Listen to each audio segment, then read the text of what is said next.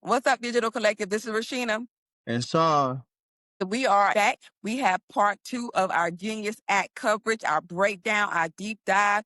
We are giving it to you for the everyday person where you don't have to be a legal attorney. You don't have to be someone in the crypto space to really understand how we're going to explain it, because we're going to make sure you get it. But before we jump into that, I want to respond to a couple of comments that we had on our videos. And one of them was asking us, why didn't we talk about USDT Tether? Because they were fined for their stablecoin. And we didn't talk about it in our part 1 because we were talking about the Genius Act specifically and what it does. So here's what they said. They want to know, why didn't we cover it? Why didn't we talk about it? And let me give you what happened with USDT Tether. So for years, that company, Tether, they claimed that USDT was backed by $1-to-1 US dollars in the bank account. Right? But in 2019, the New York Attorney General's investigation uncovered that was not true, that Tether had big gaps in its reserves, and more than a few percent of their tokens were actually backed by cash,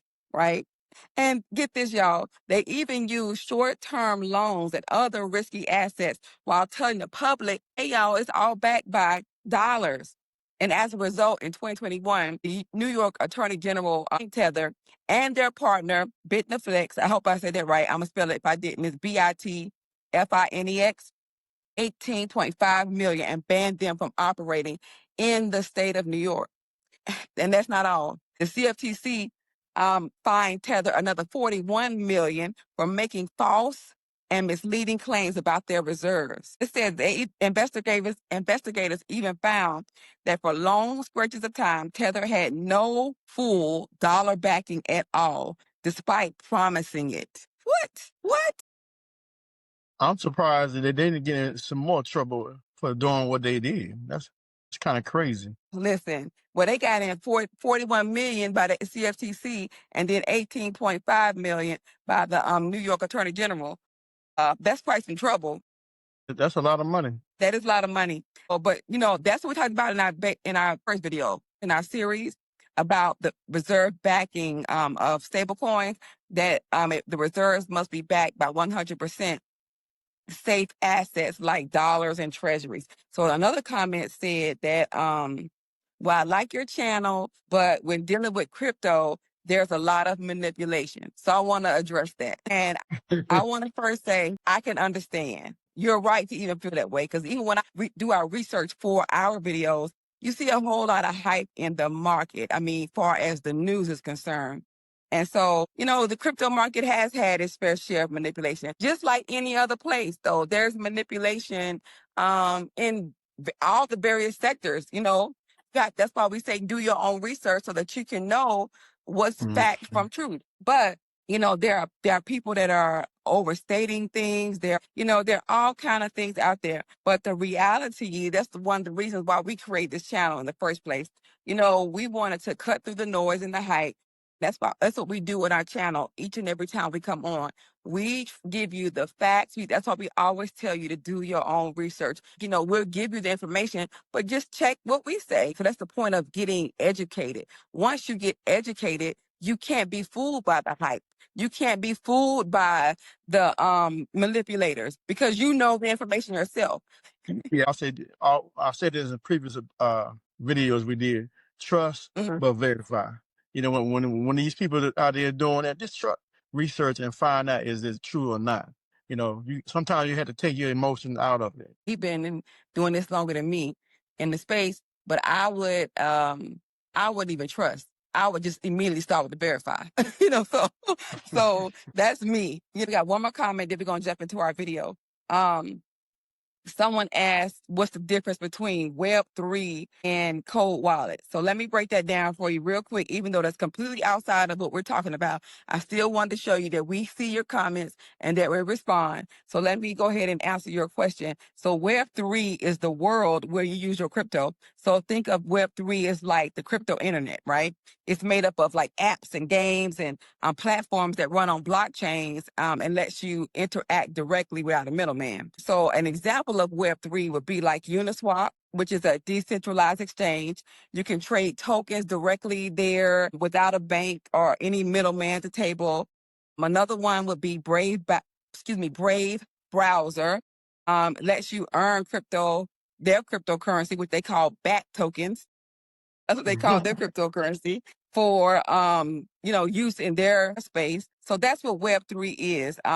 It's the platforms, the games where you go to be able to interact with your cryptocurrency. A cold wallet storage, on the other hand, is protecting your crypto.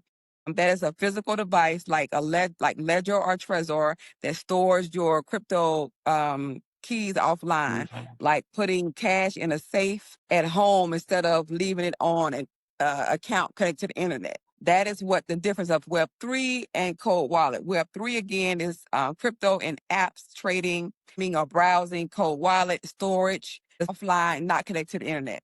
So let's jump into our Genius Act Part 2. Go ahead, honey. Take it away. All right. Before I start, I'll say thank each one people who actually gave us wrote out a comment. We thank you for that. Yes. Yesterday, my wife did a great job on breaking down bankruptcy, how it's connected to the Genius Act. But tonight I'm gonna go ahead and break it down a little bit further. It's called the Bankruptcy Code. And what is a U.S. Bankruptcy Code? It is a federal law that determines what happens when a companies or individual can't pay their debt. And you probably wonder why. How does this tie into the Genius Act?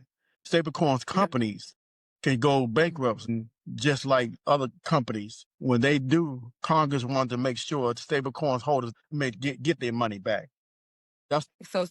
Congress wants to make sure stablecoin holders don't lose their money.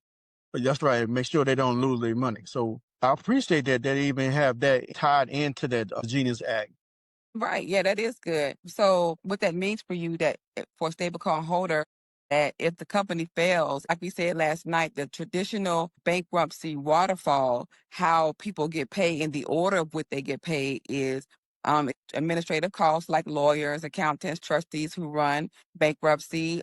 Then second, secured creditors, banks or investors who lent money with collateral. And then third is priority unsecured creditors, employee wages, taxes owed. And then the fourth is general unsecured creditors, like everyone else, including customers. And we told you that again last night in Section 11D, that the Act puts stablecoin holders in a new, like, super priority position. And that's the words from the Genius Act, super priority position, right? So they're one, and then number two is administrative costs, and number three is everyone else. Okay, so super priority, that means where stablecoin holders get paid before anyone else, even before lawyers who run the bankruptcy case. And again, the word super priority is in Section D of the Genius Act, and it means exactly what it says. And then Section 11E3 explicitly excludes those reserve assets from the bank estate. So stablecoin holders get first in line for whatever reserves exist, even before lawyers, wages, or taxes. Think about that. That is great. I mean, normally, they get the last with whatever left over. So, they really put some thought into this Genius Act when they passed the law. And then I see how they took the time out to actually make sure that this bill is for the stakeholders. I mean, I think that's great. But I'm gonna show you that some people see a potential problem that could exist, and we're finna get to that. So, in simple terms, the Genius Act gives stablecoin holders the same confidence that people used to have under the gold standard. Remember that, the gold standard? Your U.S. dollars was backed by gold reserves. The gold, yeah. 1571. Yeah, Nixon, yeah. And so the Genius Act is, to me, in my opinion, is trying to restore confidence that the gold standard used to have. If something happens and the company went bankrupt and you were a stablecoin holder, what would you do? You would hold a stablecoin claim if you held stablecoins with that company that went bankrupt. And that a stablecoin claim is just your legal right to get back the dollar value of the stablecoins that you held. So if you held $500 of RLUSD or USDC, and one of those companies went bankrupt, you would have a $500 claim. So that would be relevant for anybody who holds stable coins. The problem that I alluded to earlier is that some legal experts warn that this may make bankruptcies hard to administer. And these are interpretive risks not explicit in the law itself. So this is not in the law itself, but some people feel like with the stablecoin holders having super priority in position, if a bankruptcy were to happen, that it makes it hard to administer. And you may say, why is that? Let me tell you.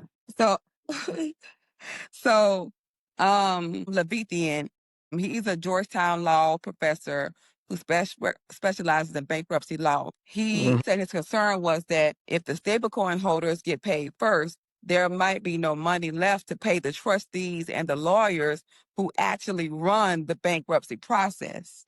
So the people who facilitate the process may not even get paid. That's what he's saying. I mean, I'm gonna jump in right there for just a second. I mean, Okay. to me, I disagree, and it's because when you make investment into a company, and we expect them to get dividends and stuff like that, and they up and do a bankruptcy, the courts always have their back. So I think it bothers me when you hear people say something like this, because the lawyers always get paid. Always. We already know that. It's just the people who have invest their money, they always in the lingo. So now with this bill, the roles have flipped. Now the holders, they're gonna get paid first. Right. And they get put in the position like the little person would feel, hoping and praying they get their money back. Right. And it's funny you said that. It's funny you said that, because you look at it, when they get their money, they don't have no problem at all. They happy. And I don't hear them saying nothing. But now when the roles is flipping, now, it's the problem. They may not even get paid. Well, that's not right. Now the shoe is on the other foot. Now you see how it feels. I'm sorry. I didn't want to say that. But no, it's okay. But see, okay, let me say this too. Professor Adam Levithian. So he's not a lawyer or a person that would run bankruptcy. He's a professor. And so he just specializes in bankruptcy law. And the trustees and the lawyers are complaining. Adam is not either one of those. He's just saying that they might not get paid. Let me tell you why he's saying it. So let me just give this example too. Imagine there's a stablecoin company called Digital Dollar. They have $100 million in asset, cash and treasury bonds, and then $110 million in stablecoin obligations, 110 million tokens outstanding. So they're insolvent by 10 million, meaning they owe 10 million more than they actually have. So lawyers get paid $2 million to sort out everything. If under the old system, lawyers get paid $2 million up front to sort everything out. But under the new Genius Act, stablecoin holders get full access, get the full 100 million first. And then lawyers get $0 to run the bankruptcy. So the result is that he's saying is that no trustee will take the case because they don't get paid. So he's saying that it might be impossible to actually recover your money in practice because no one will want to take on the bankruptcy case paid. That's what he's saying. It may affect the stablecoin holder anyway if they can't get anybody to process the bankruptcy. Well, I look at it this way. If I was a lawyer, I would say, hey, I can take your case, but you had to pay me XYZ out your funds. That's how I would do it. So if the person already coming, you saying they got no money, but in this case, you have to get your money off the back end when you recover some money from me.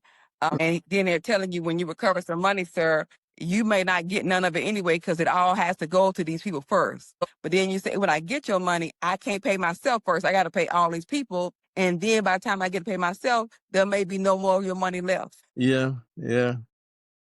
I see what Adam is talking about. See? I see. So that's what he's saying. He's saying it's not really the attorneys or the trustees complaining. It's just that it may make it harder for anybody to get anything. Yeah. So I want to make sure we got that wrong. If you put that like that, I definitely understand. Okay, so we're good. Let's talk about custody. So talk about where coin companies keep your money, like who holds it, who has custody of the reserves. So reserves must be held by qualified custodians, segregated from the issuer funds to avoid a term called rehypothecation, right? I hope I said that correctly. So that is when basically when a bank or financial company takes assets you deposited with them and uses them for their own purposes, usually to borrow money or make trades. So it's like I'm going to be a custodian for Ripple's RLUSD, and they say, "Oh, I'm going to give you $1,000 to back up my RLUSD. Here's my $1,000 to back it up." I said, Right. "Okay, thank you for the $1,000. I'm going to take your $1,000 and put it directly into my personal checking account."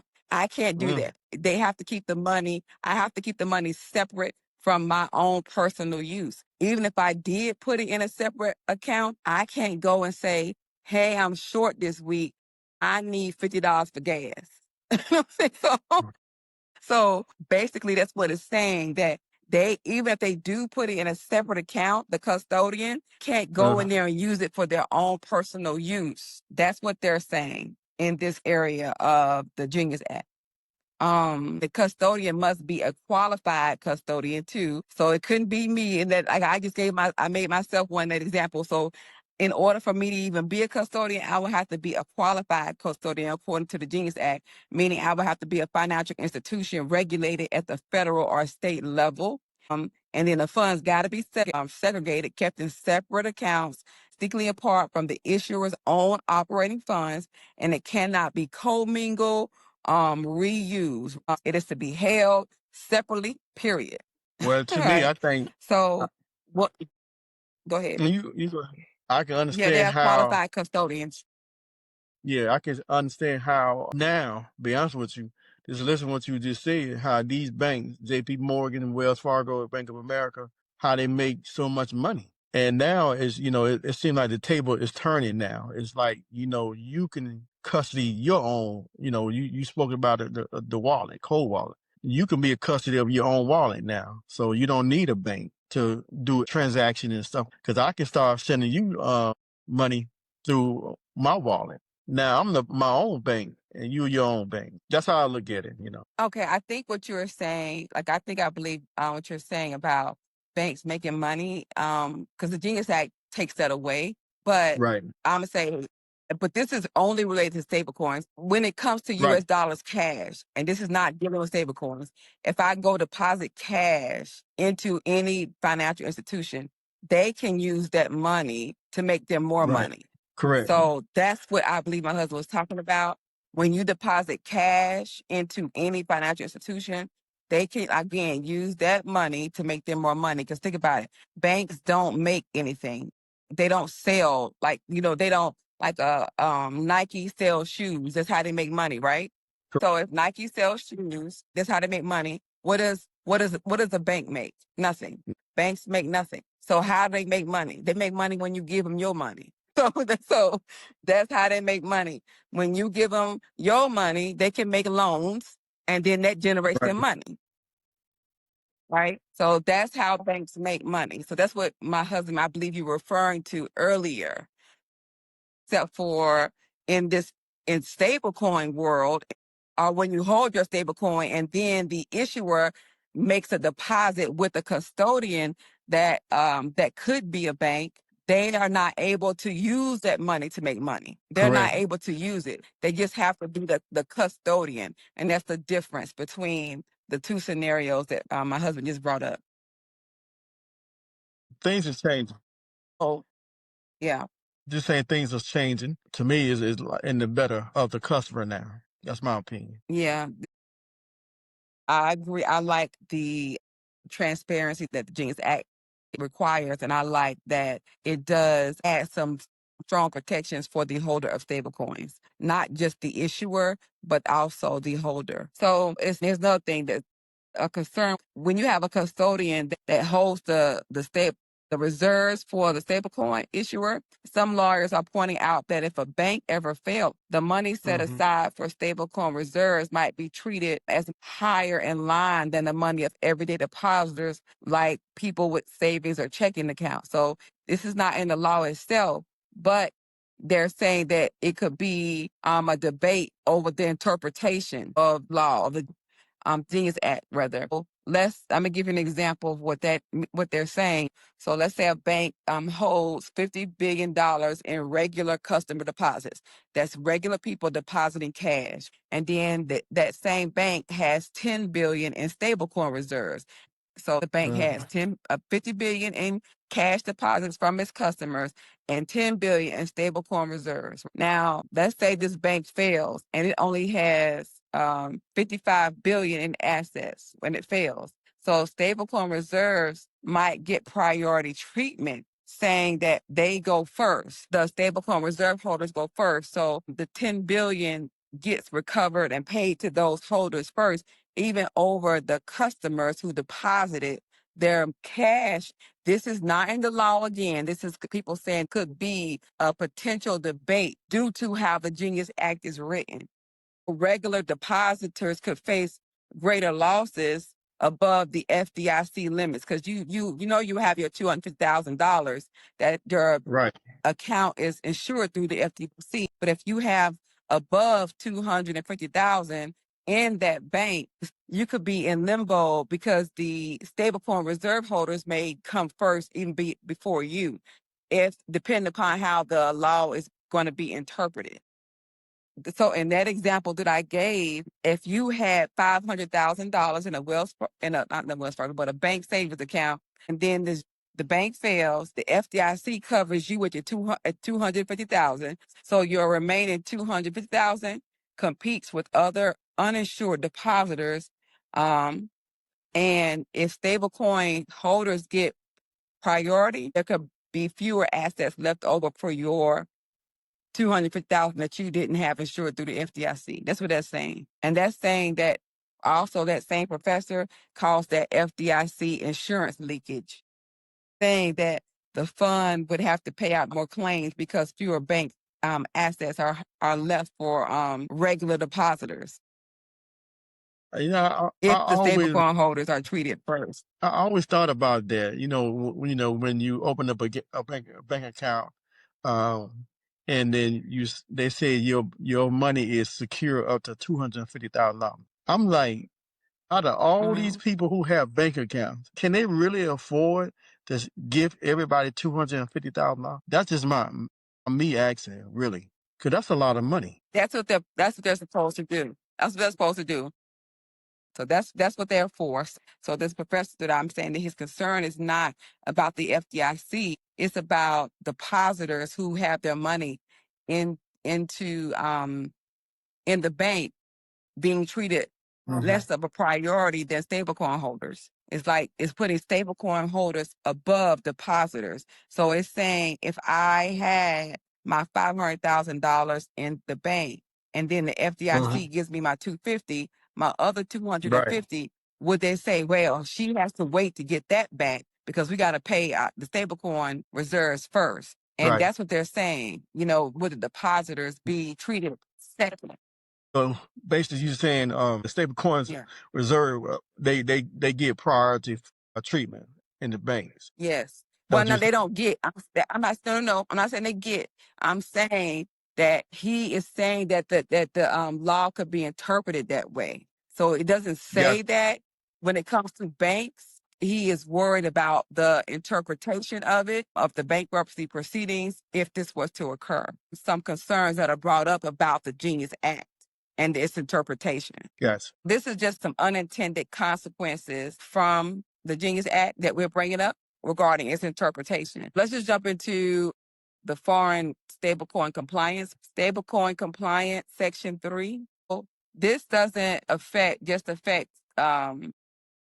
U.S. companies, the compliance of this Genius Act, right? It creates new global compliance requirements that will reshape the international stablecoin market. Foreign stablecoin companies who want to serve U.S. customers legally after the Genius Act has been passed, they must meet U.S. standards. So companies issuing dollar-backed stablecoins abroad, like European USDC users, have to comply with the U.S. standards now. Also, international exchanges offering stablecoins to U.S. users, and also foreign payment processors using stablecoins for U.S. transactions. All of them have to comply. You may be asking, can foreign companies sell U.S. approved stablecoins to U.S. customers? No, not legally. Under the Genius Act, only U.S. approved stablecoins can be offered to U.S. customers. And so that means if a European or Asian exchange lists a stablecoin that hasn't gone through U.S. approval, they cannot sell it to people in the U.S. without breaking the law. The United States is running the show with this Genius Act since they passed the bill. So most of these countries have to now come up to their standards. So now they still make the laws, and they can hold these other countries liable for what they do or what they're not doing. And if they don't meet our expectations, hey, next thing you know, they're trying to get back into the United States realm. So that's something I didn't know that part. So that's kind of right. I say unique in a sense for United States, because this Genius Act, I didn't know it had that much power over other countries. I'm assuming other countries now kind of go by what the Genius Act is doing itself. So for their country, they're gonna probably have to use the same standards for their country as well. That's if they want to trade with United States. Yes. So just to be clear, foreign companies can still create their own dollar-backed stable coins in their own country using their own local rules. But if they want U.S. customers to use it, they must also register and comply with U.S. regulators. That That just goes means on right that now. they must, they just hold. They must hold reserves in U.S. banks or qualified custodians, not just abroad, and they must submit to U.S. audits and disclosure rules and get approval from the Treasury's registry of permitted users. So they must follow all of those guidelines for U.S. customers to use their dollar-backed stablecoins, or for them to use their dollar-backed stablecoins. So they got us reserve, audit, and transparency rules. Here you go ahead, Sean. That's like I was saying, just sending money international. That's what it sounds like to me. Using stable coins if you want to be able to use United States digital dollar. Okay. Well, the Genius Act really exports its U.S. rules around the world, because basically, because the U.S. market is so big, the other companies can't ignore the Genius Act, and they have to consider it if they want to play with the U.S. So they have to play by the U.S. rules, even if they're overseas. So that's how it's going to roll. So, how Treasury evaluates foreign regulations. So they must meet the reserve requirements. They must meet audit standards. They must meet consumer protection. They must have like anti-money laundering sanctions equivalent to the U.S. and compliance. They must have regulatory oversight. And then the approval process is they must have Treasury evaluation, company registration. The foreign company must register with the OCC, and then they must have U.S. reserve requirement. They must hold their reserves in the U.S. foreign banks, and they must follow ongoing compliance. Next, let's see what we got here. The enforcement mechanism. The enforcement mechanism is where they could have civil penalties if they're not compliant, up to $1 million a day. But the Treasury could impose fines, and then they would track this through blockchain. They could track this through blockchain monitoring and other financial intelligence from partner countries. So stablecoins are available to you as a U.S. user, will be limited from companies that meet the highest global standards. You may have fewer options, but they'll be much safer.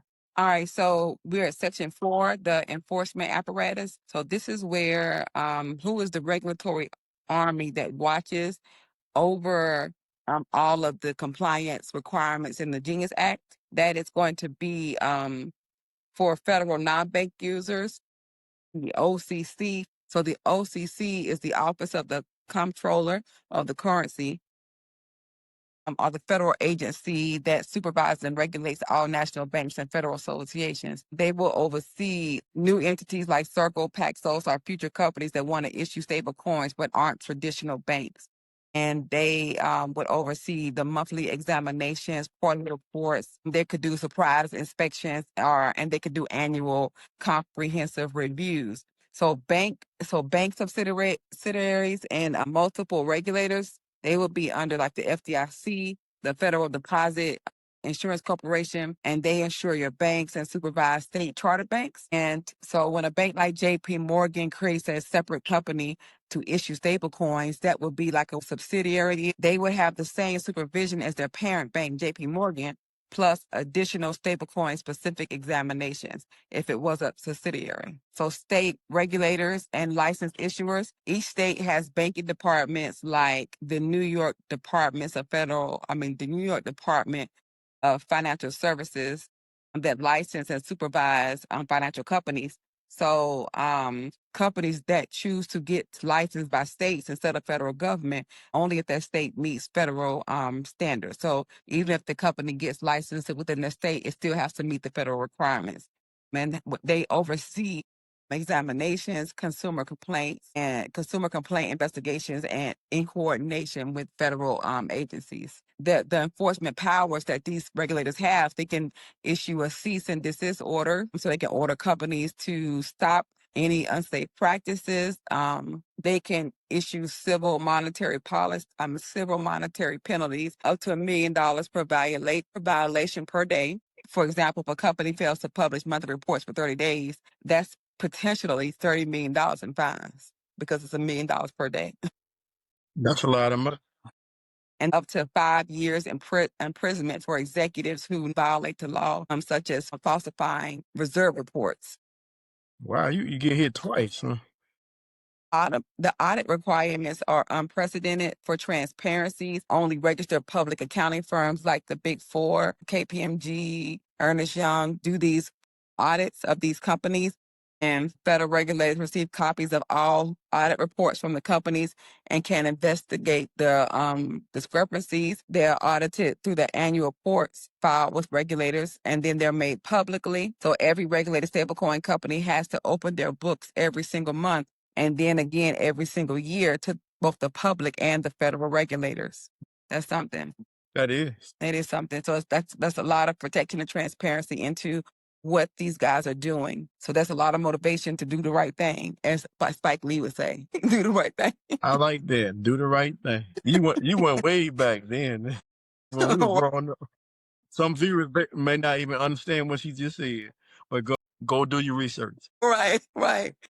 We're going to tell you about really quickly. The act also makes stablecoin issuers subject to Bank Secrecy Act, meaning they must operate customer identity checks and anti-money laundering programs and sanctions compliance. They also need the ability to freeze, seize, or burn coins if required by a court for federal order. So they have to follow AML procedures. AML is anti-money laundering processes and procedures. No forced bundles or misleading marketing. You can't be forced to buy something else to use stable coins. So like you must buy this to get the stable coins. They can't do things like that. They're reinforcing dollars and national security. The law just doesn't just protect you. It reinforces the U.S. global role. And how it does that is because the stable coin is backed by the U.S. dollar. So it reinforces the U.S. dollar's global role and strength. Let's see. The Genius Act isn't just a law. It's a global standard. Foreign company wants to play with U.S. customers in the stablecoin area, they have to follow U.S. rules. So you can see how it's a global thing. The law makes stable coins, behave not like Wild Wild West crypto projects where anything goes. Like anything goes. Now, only certain things go. We hope that you really got something out of this. It was a deep dive in this Genius Act, and we dive deep in there for you. So if this was something that helped you, please let us know in the comments. Please let us know. We like your feedback. We appreciate your feedback. Like I said, we spend a lot of time, hours of pouring through this information to make sure that we are giving you good information and breaking it down in the way for you to get it. And just one more time to remind you to grab your beginner's guide to crypto. It'll be available through Friday. It's free. After Friday, it will no longer be available for free. If you want it, you can purchase it after Friday. But if you want it for free, you have until Friday to get it for free. The link will be in our description. And also, the guide is comprehensive from A to Z, not just, although we say it's beginner, it's not for just beginners, it's for intermediate and advanced, those in that space as well. And then we also want to shout out our Patreon family. If you want to join that, please do so. We have beefed up that family as well. We give insights. We give, other additional access to different guides and things like that there. And then you have a way to connect with the community there and then go live with us typically once a month in that space. That is all we got for you on this version of video 2 of the Genius Act. You got something you want to add? You already know I do. First, I want to say thank y'all for this, rocking with us this long. I can say, well, my wife and I, these are probably the 2 longest videos we did, but we wanted to make sure it was in depth. Like we said, we are now financial advisors. We just this education purpose only. If you like the video, please like, share, respond. Like my wife said, we were trying to step up our game on certain things, especially like getting out new information on timely matter. We've been moving more focus on move towards September. A lot of things that's going to be coming in September that's going to affect cryptocurrency. And one of them is the interest rate being cut. And I think that's going to take place. Jerome Powell have his meeting on September the 17th. So we'll be preparing for that information. Subscribe, hit the subscribe button, tell your friends and family. All right, then. You guys, we appreciate you. Have a great evening. Hit the X if you watch to the end. Thank you, guys. We appreciate you. Deuce it.